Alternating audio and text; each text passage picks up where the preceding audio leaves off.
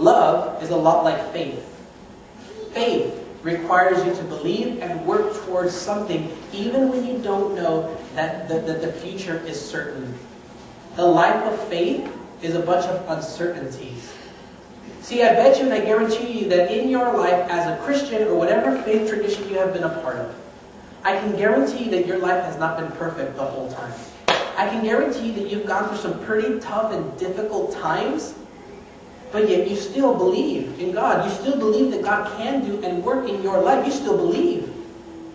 But your life hasn't been perfect. So I want to look at some experiences of uncertainty in the Scriptures and what doubt looks like. In Luke 13, here's the story of what's happening. This is the Sunday after Jesus has been dead for 24 hours.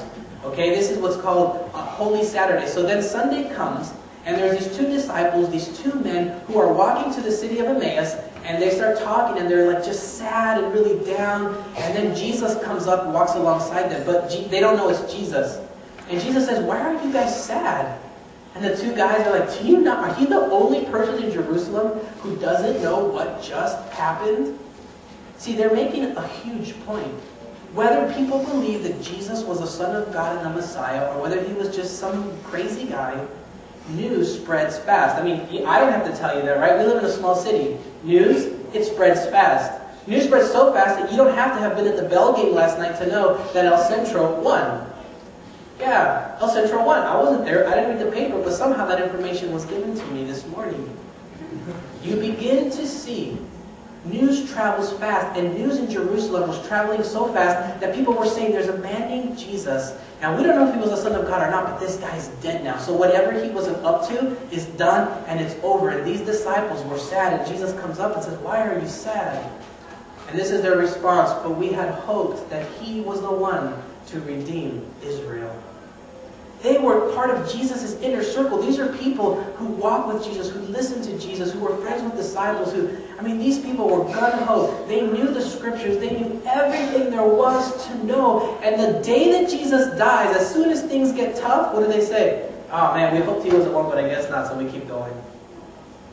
Are you the kind of person that when things get uncertain or not too steadily founded, are you the kind of person that like these guys, they just throw in the towel and they say, "I'm done, I can't believe anymore"? You see, for them, the first chance that things got rough, they abandoned their faith and their belief in Jesus. Things got uncertain, and so they jumped ship. We go to the next one, John chapter 20. And this is Thomas, was one of Jesus' close disciples. And the story, this is after Jesus was resurrected. Jesus came to his disciples. He talked with them. And so this is the story. Now Thomas, one of the 12, called the twin, was not with them when Jesus came. So the other disciples told him, "We have seen the Lord." So everybody's like, "Thomas, you will never believe it. You won't believe we just saw Jesus. He was here in our midst." And Thomas said to them, "Unless I see in his hands the mark of the nails, and place my finger in the mark of the nails, and place my hand into his side, I will not believe." Everybody of his friends had just finished telling them that they had seen Jesus. They had talked to Jesus. They had shared this experience with Jesus. But Thomas, as soon as things get tough, he says, "I will not believe until I see it myself." There's uncertainty. There's uncertainty now. None of you have ever really seen God, I don't think. None of you have ever placed your hands in the side of Jesus or in his hands where the nails were pierced. You haven't seen that. Most of us live our lives like doubting Thomas, where we say, until we experience or see Jesus, I will not believe because it's just too hard. The problem is that God is moving all around you and you just aren't seeing it. Let's go to Daniel chapter 3, verse 14 and 16. There's a king named Nebuchadnezzar who builds this big golden statue of himself, and they play this music, and as soon as the music is played, everybody bows down. Okay, it's like as soon as you hear this song, everybody bows down and worships the image. It's kind of like when we play like the national anthem, everybody just knows to kind of place your hand over your heart, right? Right? It's one of those things, it's just ingrained in us. And so, thousands of years ago, there was a king named Nebuchadnezzar who makes a golden statue, and he understands the power of music, and so he plays the music. As soon as you guys hear this music, you will have to bow down. So Nebuchadnezzar answers and says to these guys, these three Hebrew guys, he says, "Is it true, O Shadrach, Meshach, and Abednego, that you do not serve my gods or worship the golden image that I have set up? He says, is this true? And the three of them answered, and they said to the king, O Nebuchadnezzar, we have no need to answer you in this matter. Now, if a king asks you a question, it's probably a good idea for you to answer. But what do they say? Oh, king, we don't need to answer you in this matter. If this be so, because then Nebuchadnezzar says, well, I'm going to throw you into the fiery furnace. You know that the penalty for not bowing down to me is you get thrown into this oven and then you burn and die. And these three wise guys, they say, if this be true, our God whom we serve is able to deliver us from the burning fiery furnace. And he will deliver us out of your hand. Oh, that's a strong statement, right? It's like when you're going through something in life, you're like, I know my God. I'm going through this thing and it's hard, but I know that God, you will come through. But this story, like all the others, doesn't end there.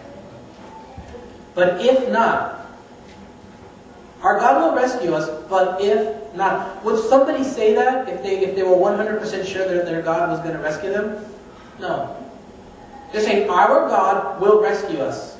But if not, let it be known to you, O king, that we will never serve your gods or worship the golden image that you have set up. Our God will rescue us, but even if he doesn't, there's a little bit of uncertainty, a little bit of doubt, because they know that maybe they were expecting God to jump in on their behalf before they get thrown into the fiery furnace. Maybe they were expecting somebody like Zorro to come in and rescue them and whisk them off into the desert before they were thrown in. I don't know. Do you ever think, like when something bad's happening and it's coming closer and closer to that moment, and then you think like, oh, God's going to rescue me, but then once you're in there, you're like, oh man, I got to just go through this. I have to face it now. I have to face the hard stuff. But when you're facing a fiery furnace, I don't know. That's where it gets kind of tricky because you burn easy. But what does the story tell us? Did it get burned? Let's look at one more story and then we're going to be wrapping this up. 1 Samuel 14. Now, there was a king named Saul, and he has a son named Jonathan. Jonathan has a guy who carries his armor, his shield, and all his stuff for battle.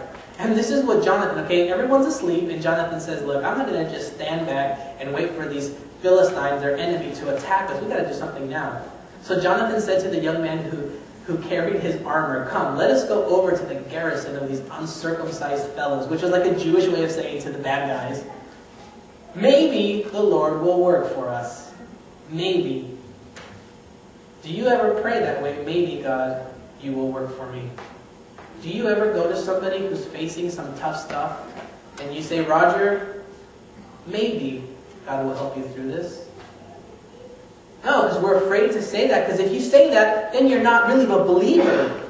But what we find in the scriptures is that this guy, he says, maybe the Lord will work for us, for nothing can hinder the Lord from saving by many or by few. So he's saying, look, we know our God is more powerful. He can do anything he wants to. So he will work for us. No. They say maybe, perhaps, maybe God will rescue us. Maybe God will do this. See, if you've ever doubted, if you've ever had this kind of sense of, I don't know how to believe in God in these uncertain times, you're not the first person. There's stories in the Bible about men and women who doubted way before you were ever alive.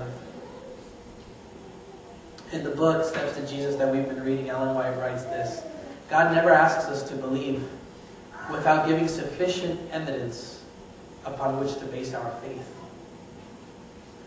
God never asks you to believe without giving you some sort of evidence that he can, in fact, be trusted. You know, we sometimes come to the story of Abraham, and what is the story of Father Abraham? God comes to him, and he says, get up and go, because I'm going to